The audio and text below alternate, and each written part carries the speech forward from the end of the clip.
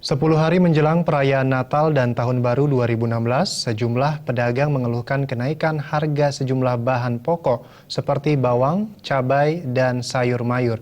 Kenaikan harga bahkan bisa mencapai 50%. Selain karena momen menjelang perayaan Natal dan Tahun Baru, kenaikan harga bahan pokok dipengaruhi oleh musim dan kondisi cuaca akhir-akhir ini.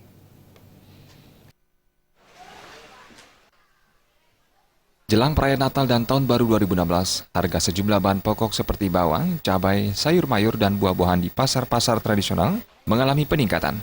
Selain karena momen menjelang perayaan Nataru, kenaikan harga bahan pokok dipengaruhi oleh musim dan cuaca yang tidak menentu, sehingga pasokan bahan-bahan pokok minim.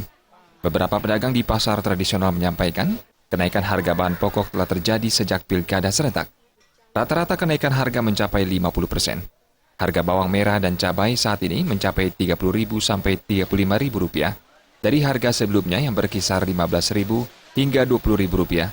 Pedagang juga mengeluhkan sepinya pembeli akibat kenaikan harga.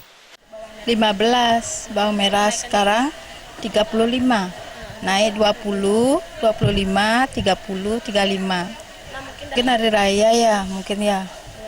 Sehabis pemilihan nih naik terus.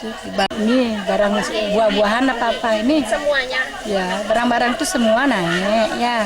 Soalnya intinya itu gini, tak musim juga, itu pohonnya meninggal, hanya buah-buahan juga sama. Nah, semuanya sepi kok, bagaimana menbilangnya, udah semuanya udah sepi kok, ya sedikit-dikit ada lah gitu loh. Bagaimana bisa pemerintah nolongin juga sepi. Namun menurut salah satu pedagang, Oka Parwati, harga kebutuhan pokok lain seperti beras, gula, dan minyak goreng masih stabil.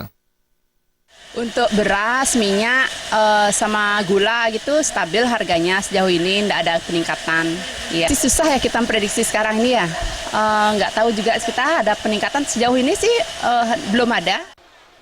Meriantika dan Indrawan, Bali TV.